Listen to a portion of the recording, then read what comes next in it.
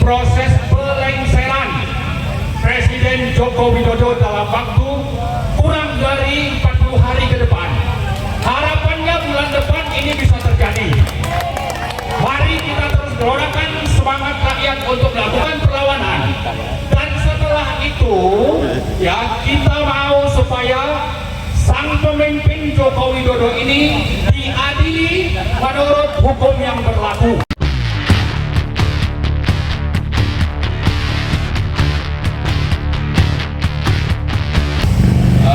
Yang merdeka siapa? Kita lihat foto pada acara 17-an kemarin di IKN, yang duduk di bagian depan itu konglomerat, jenderal-jenderal di belakang. Ini menggambarkan apa? Ya, artinya yang berkuasa itu siapa? Ya. Kemudian merdeka misalnya kita bebas dari penjajahan. Faktanya penjajahan itu tidak jauh dari Jakarta. Itu di Pik 2 terjadi penjajahan oleh siapa? Oleh pemerintah yang didukung oleh aparat-aparat.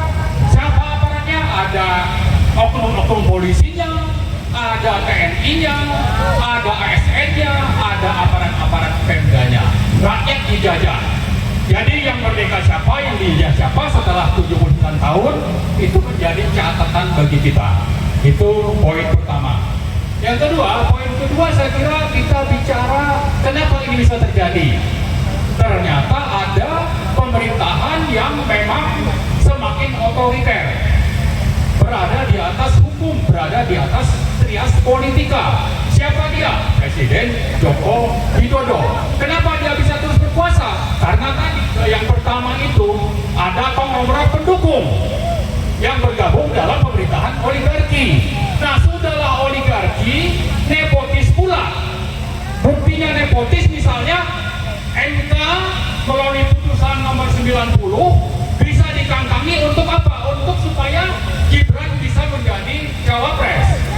Kemudian melalui putusan MA, yang dari MK ini MA nomor 23, itu namanya Kaisang bisa menjadi cagup atau cawagup.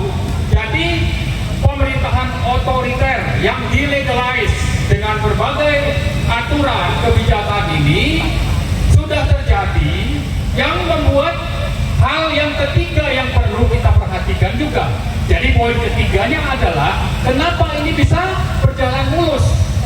Ternyata presiden kita ini menghalalkan segala cara dengan mengancam partai-partai yang coba bersikap berbeda. Ya, kebetulan banyak yang punya kasus korupsi atau mungkin kasus moral sehingga tidak berdaya. Bahkan ya, sikap menghalalkan segala cara ini termasuk misalnya menyuap secara politik kepada ormas-ormas Islam atau ormas-ormas keagamaan itu sudah terjadi. Terhadap siapa? Terhadap misalnya PBNU atau Muhammadiyah.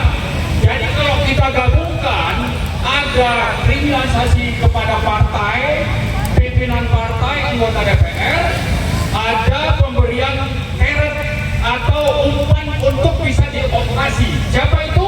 Yaitu ormas-ormas. Nah, inilah fakta setelah 79 tahun kita merdeka dipimpin oleh pemimpin yang semakin otoriter, tapi otoriternya ini didukung oleh berbagai aturan legal yang memang sengaja dibuat oleh sang pemimpin dan tidak bisa dikontrol oleh dua cabang kekuasaan lain, yaitu DPR dan sektor yudikatif. Nah, karena itu poin keempat yang ingin saya sampaikan adalah bahwa karena ini menyangkut masa depan bangsa Indonesia, masa depan anak-anak cucu kita ke depan, ya, masa depan bapak-bapak yang ada di Polri, TNI, ya, bahwa ini harus dihentikan. Yang keladi atau penjahat utamanya itu yaitu Presiden Joko Widodo harus dihentikan. Maka terakhir sekali dalam poin keempat ini saya mengajak kita semua untuk apa? Untuk supaya terjadi proses pelengseran Presiden Joko Widodo dalam waktu kurang dari 40 hari ke depan.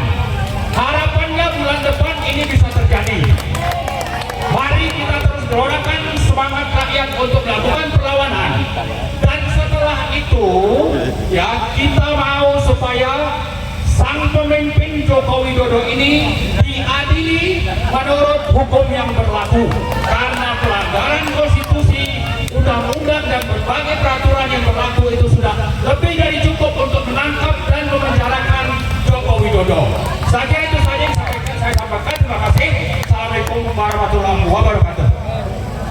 Gerakan Penegak Kedaulatan Rakyat GPKR, gerakan kembali ke Undang-Undang Dasar 1945 asli G45, Front Penegak Daulat Rakyat FPDR, dengan nama Allah yang Maha Kuasa, dalam rangka memperingati Hari Konstitusi 18 Agustus 2024, GPKR, G45 dan FPDR mengungkapkan rasa syukur kehadirat Allah yang Maha Kuasa bahwa negara Republik Indonesia telah mencapai usia 79 tahun.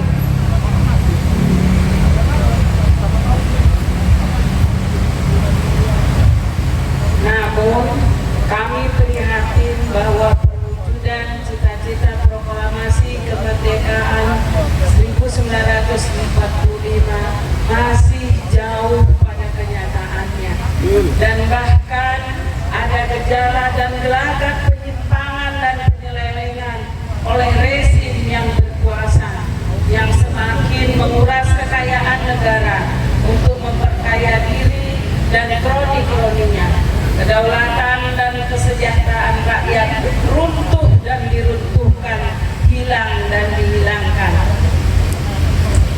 Sehubungan dengan itu, GPKR, G45 dan FPDR menyatakan hal-hal sebagai berikut. 1. Mendesak kepada seluruh lembaga negara untuk secara bersungguh-sungguh menegakkan kedaulatan rakyat, bukan kedaulatan partai dan apalagi kekuasaan rezim yang hanya menampilkan kediktatorannya dan politik dinasti. 2. Mendesak MPR RI, baik yang lama maupun yang baru, agar mengadakan sidang istimewa untuk menetapkan kembali ke Undang-Undang Dasar 1945 asli hasil permufakatan para tokoh bangsa pada 18 Agustus 1945 dengan adendum tentang masa jabatan presiden maksimum 2 periode. 3. Ada pelanggar dan pengkhianat terhadap kedaulatan rakyat dan konstitusi untuk berhenti dari keserakahan politik, menghentikan politik dinasti dan perampasan kepemimpinan partai-partai politik.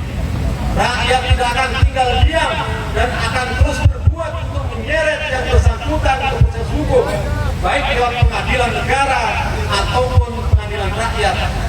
Jakarta, 18 Agustus 2024, atas nama Presidium DPK.